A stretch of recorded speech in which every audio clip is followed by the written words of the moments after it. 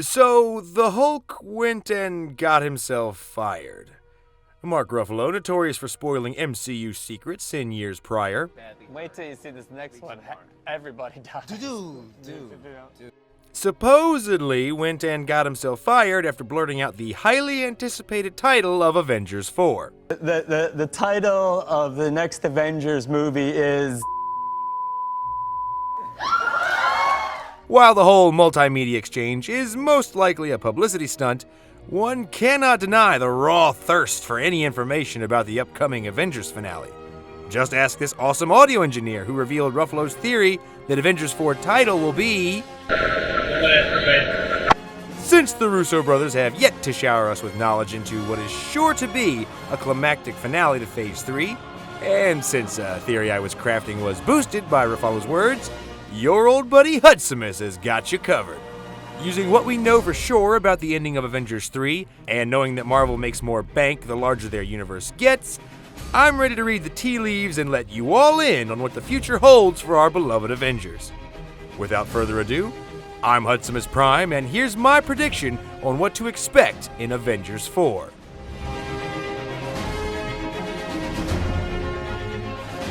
Since most of what we're about to discuss is heavy speculation, I must still deliver a spoiler warning as we will be discussing leaked photos, promotional art, and Mark Ruffalo. Just a heads up for anyone wanting to go into Avengers 4 pure. For the rest of us dirty birds, let's discuss. To begin, let's check in on where our heroes were at the end of Infinity War. On Earth, we have Thor, Rocket, Black Widow, Okoye, War Machine, Bruce Banner, M'Baku, and Captain America undusted on screen at the film's end. Iron Man and Nebula are currently chilling on Titan, desperate for a ride home like drunken frat boys at 4 a.m. We know the following heroes returned into broom fodder: Bucky, Falcon, Black Panther, Scarlet Witch, Groot, Mantis, Drax, Star-Lord, Doctor Strange, Spider-Man, Maria Hill, Hank Pym, Janet Van Dyne, Hope Van Dyne, the Wasp, and Nick Fury. Joe Russo confirmed in an interview that Valkyrie, Korg, Meek, and half the Asgardians made it off Thor's ship before Thanos trashed it. Angela Bassett recently confirmed her character Ramonda and Suri survived the snapping, and while it isn't 100% official, these leaked set photos and promotional material make a strong case that Hawkeye will once again show up. Captain Marvel, assuming she'll be able to find the theater by March 2019, is a sure-to-be shoo-in to show up to challenge the Mad Titan. Ant-Man is trapped in the quantum realm, Wong is presumably in the Sanctum Sanctorum or a dustpan, and Gamora and Vision are dead. Like dead. Maybe.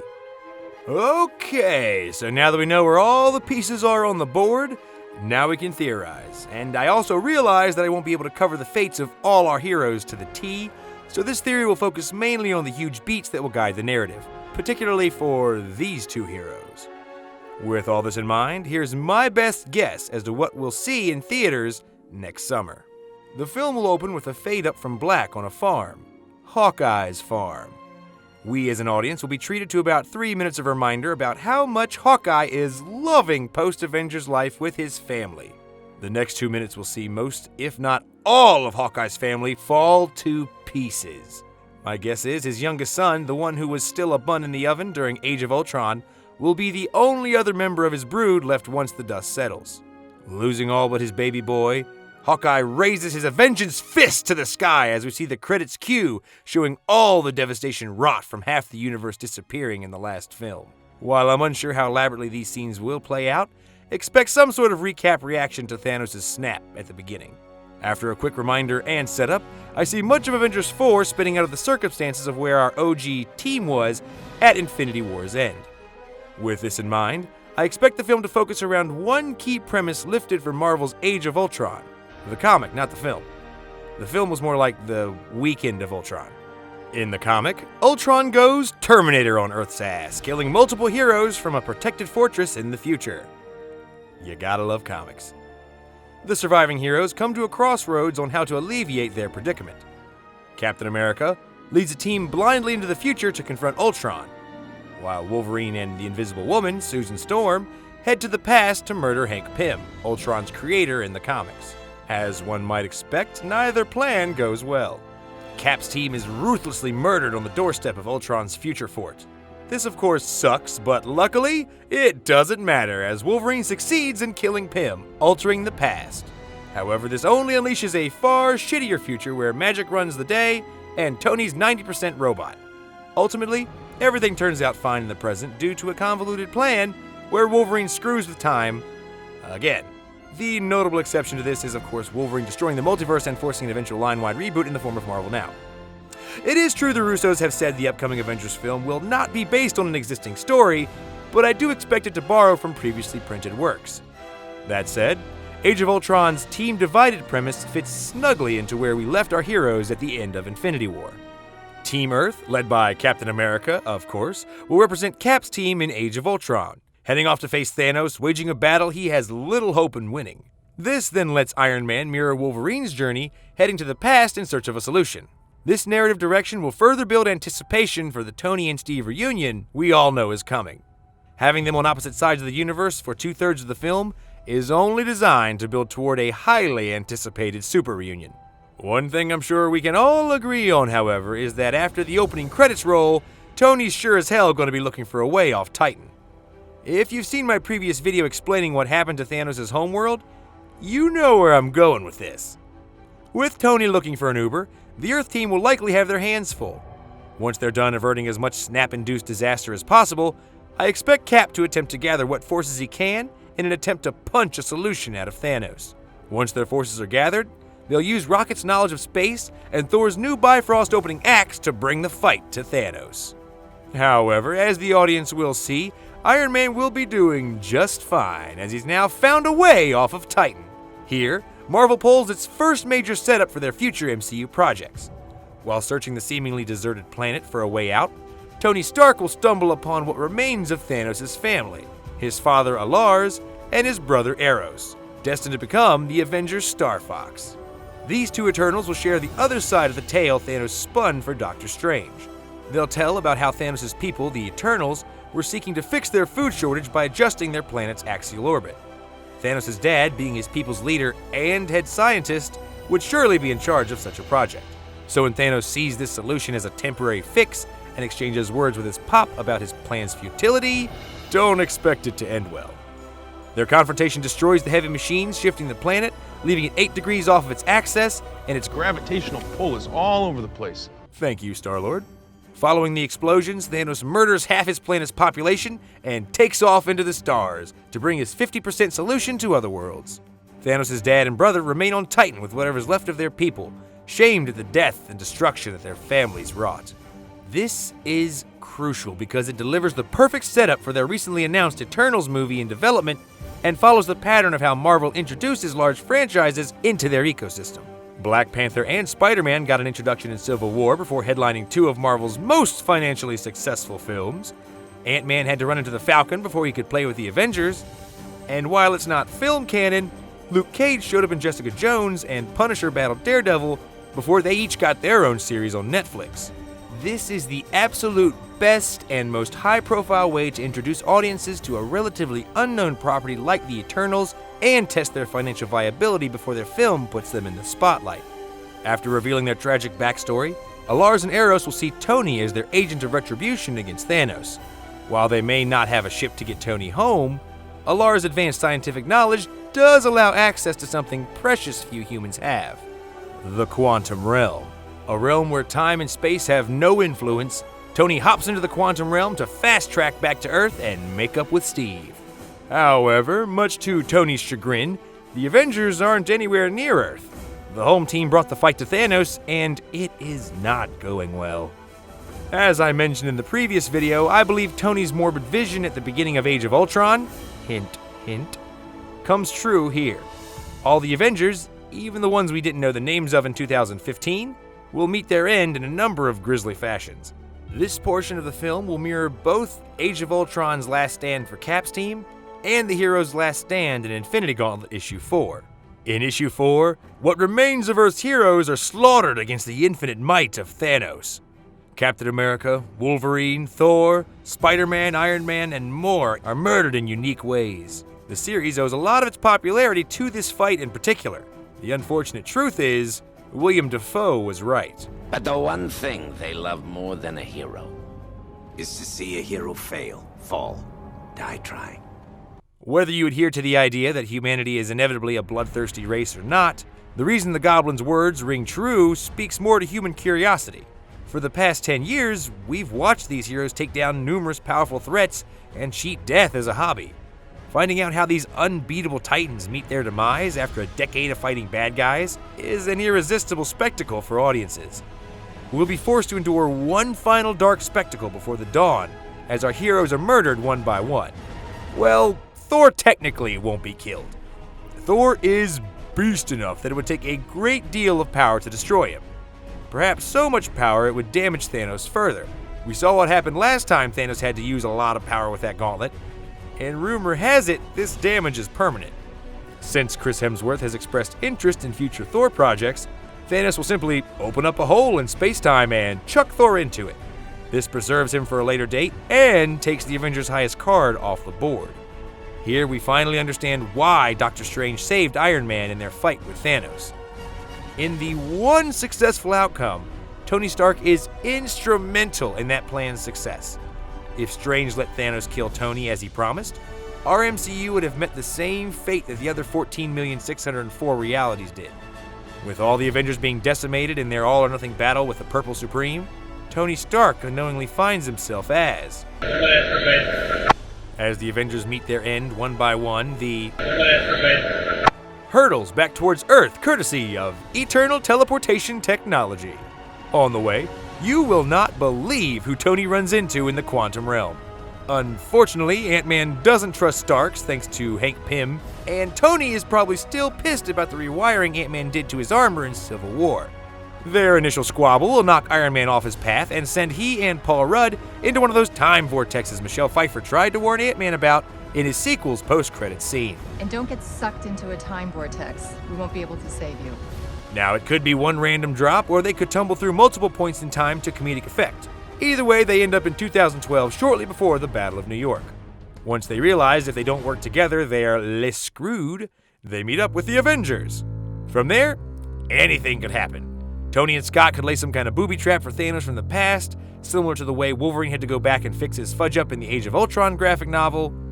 If they were really smart, they could just look up Wong in the Ancient One and use the Time Stone to see exactly how the one successful future does play out. However, I have something far grander in mind that will be remembered forever. I'm sure Alars gave Tony some kind of tech to keep him on track while heading home through the quantum realm.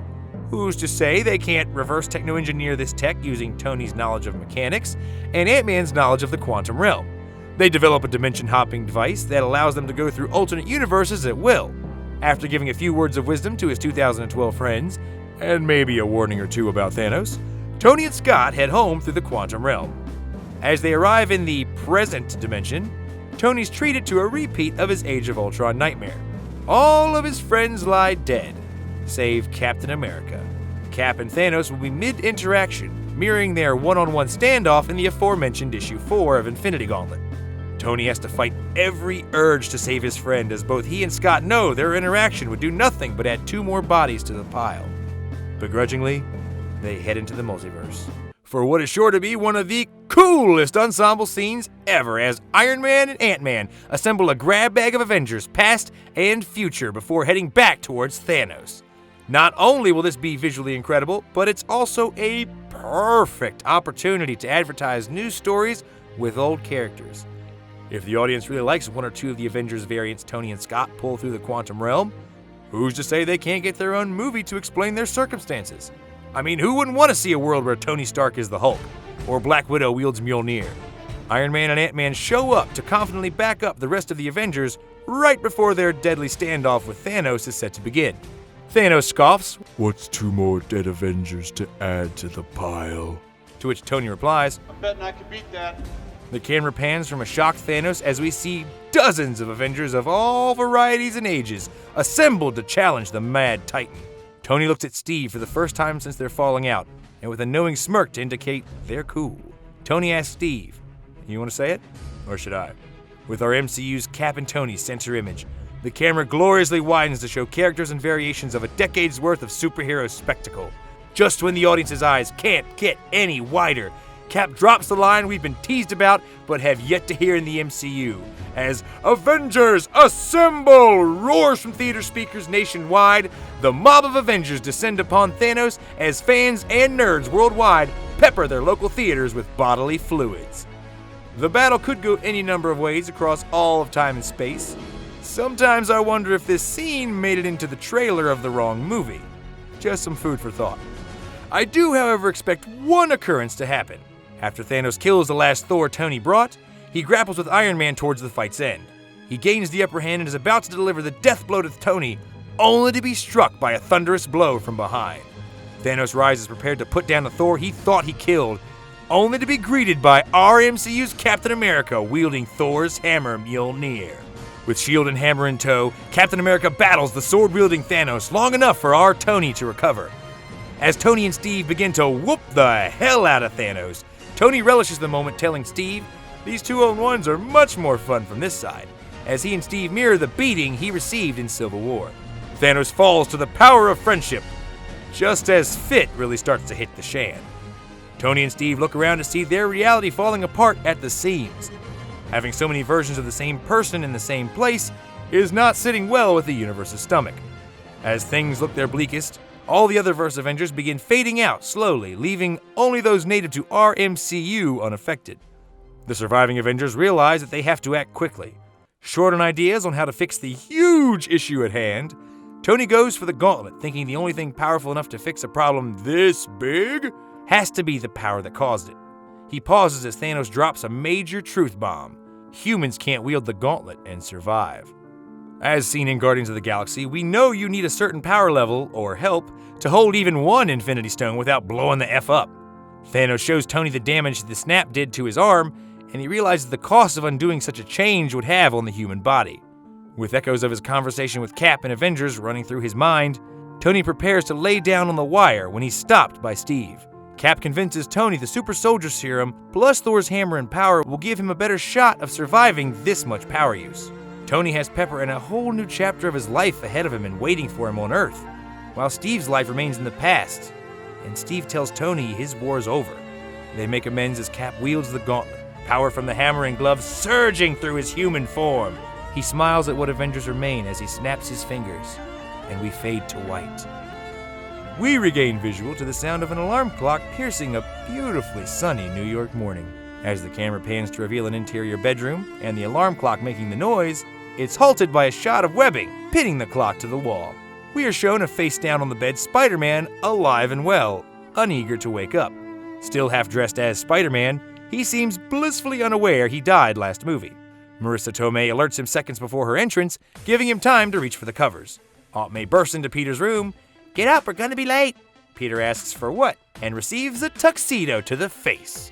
We are then whisked away to the wedding of the century as we are taken to the church where Tony prepares to wed Pepper. It's a grand celebration and a fitting cap to 11 years of filmmaking. The ceremony is attended by all manner of characters from across the MCU, with 3 notable exceptions. Now, clearly I wouldn't expect the Guardians to attend a ceremony, as a universal reset would be very unlikely to place them on Earth. Thor, as I mentioned before, was thrown somewhere across space and time, his status still unknown, and Steve Rogers is noticeably absent.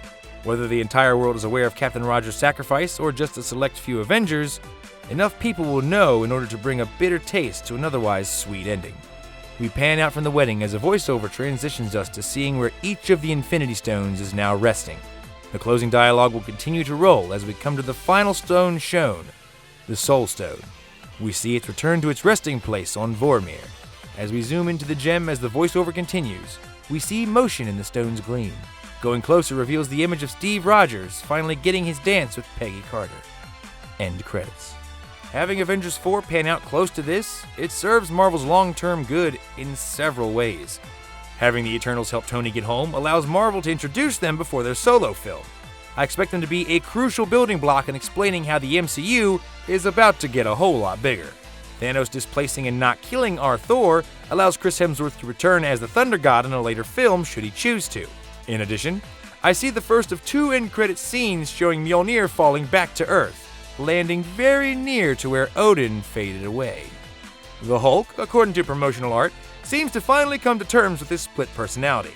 If this new dapper suit is any indication, we can expect the Professor Hulk fusion of Banner's brain and Hulk's brawn. Plus, everyone knows the only time we see the Hulk covering his nips is when he's had an IQ boost.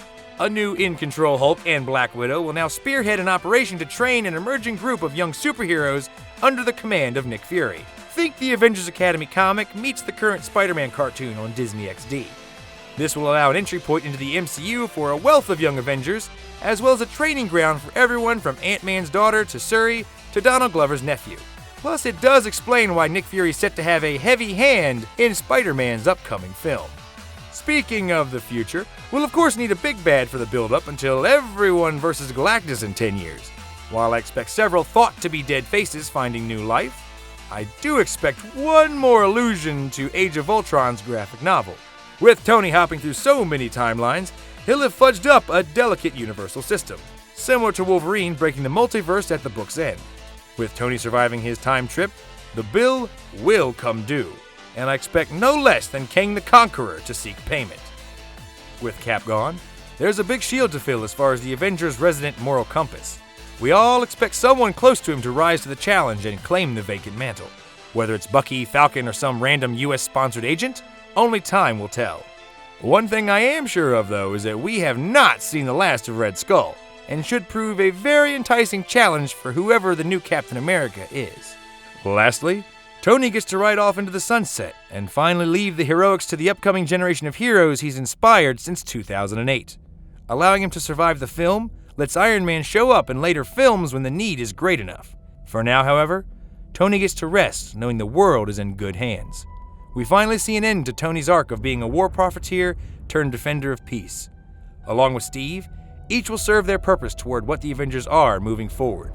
Each will inspire from respective points of the timeline. Cap's death allows him to become enshrined in memory as a beacon of inspiration from the past. Tony's survival allows people to believe no matter how bad it gets, Iron Man is still out there in the universe, providing hope for the future. On a team full of overly powerful gods, machines, and monsters, it's ironic that so much of the team's strength beats an immortal heart and soul, and I expect Avengers 4 to focus on that. With this being several actors' last guaranteed foray into the MCU, I expect a fitting swan song from the first Avenger and... Now that I've got that off my chest, I want to know, what do you guys think? What parts of my theory do you see panning out, and which parts have you saying, what the hell are you thinking, Hudsimus? Do you think you can change my mind that this is how Avengers 4 is going down? I would love to hear your ideas in the comments below. If you liked the video, please let me know with a thumbs up and subscribe for future videos I see stemming from this very theory into Phase 4. I'm talking Captain America 4, I'm talking Thor 4, I'm talking Nova, Fantastic Four, and the X-Men all getting into the MCU. And wait till you see my video for all the villains we can expect to show up in Phase 4 and beyond. Thank you all so much for watching this video, especially if you've reached this point. God bless your soul, you're amazing. You guys are why I even bother to put my ideas into these videos, so thank you all for your support. I appreciate the likes, I appreciate the subs. Thank you, thank you, thank you, and until next time, good luck in your adventures, and Godspeed.